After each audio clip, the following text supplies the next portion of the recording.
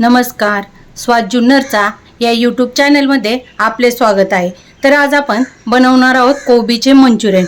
पावसाळ्याच्या दिवसात काहीतरी खावंसं वाटतं, असं झटपट असं कोबीचं मंचुरियन बनवू। बाहेर उघड्यावरचे पदार्थ खाण्यापेक्षा घरच्या घरी एकदम कमी साहित्यात आपण मंचुरियन बनवू।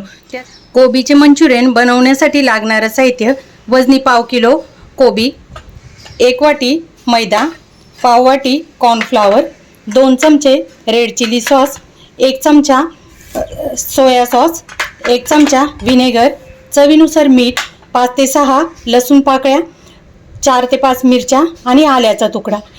मिरची तुम्ही चवीनुसार घेऊ शकता। आपण कोबी बारीक चिरून घेऊया।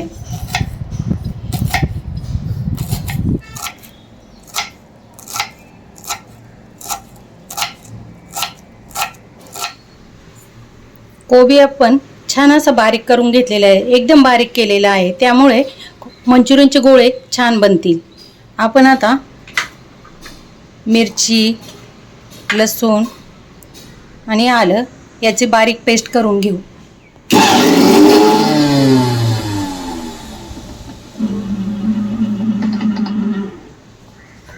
अशा प्रकारे आपण जाडीभरडी पेस्ट करून घेतलेली आहे।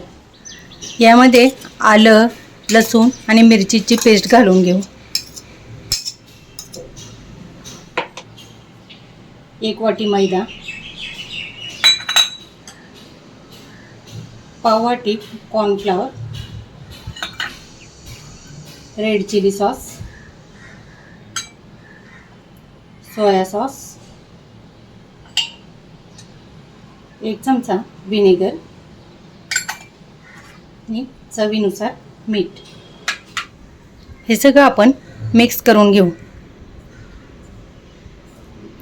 पूर्ण कोबीला मैदा, कॉर्नफ्लॉवर आणि मसाले छान मिक्स करून घेऊ आणि वाटलंच तरच पाण्याचा वापर करू।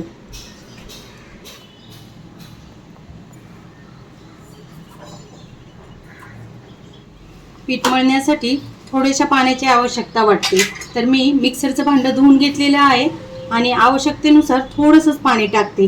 जास्त पाणी जर वापरलं तर पीठ एकदम पातळ होतं। क्रिस्पी भजी करण्यासाठी पीठ एकदम परफेक्ट व्हावं लागतं। हे पीठ आपण 5 मिनिटासाठी भिजण्यासाठी ठेवूया। पीठ भिजतंय तोपर्यंत आपण गॅस पेटवून त्यावर कढई ठेवू आणि मंचुरियनसाठी तेल गरम करू। तेल घालून घेऊया। तेल गरम होतंय तोपर्यंत आपण गोळे बनवून घेऊ।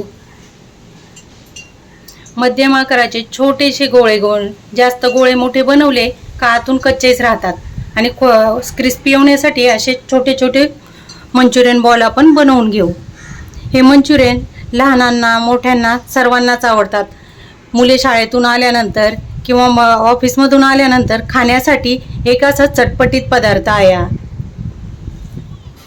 तेल गरम झालेलं आहे, त्यामध्ये एक एक मंचुरियनचा बॉल आपण सोडून घेऊ।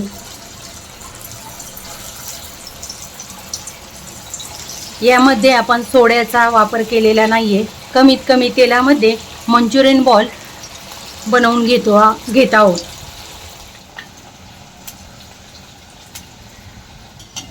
मंचुरियन आपण पलटी करून घेऊ।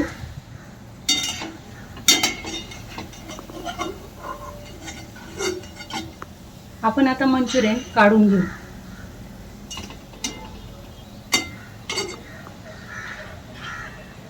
अशा प्रकारे क्रिस्पी मंचुरियन खाण्यासाठी तयार झालेले आहे। ही रेसिपी जर तुम्हाला आवडली असेल तर लाईक, शेअर आणि सबस्क्राईब नक्की करा। तुम्ही सबस्क्राईब केल्याने अशा नवनवीन रेसिपी करण्यासाठी मला प्रोत्साहन मिळेल।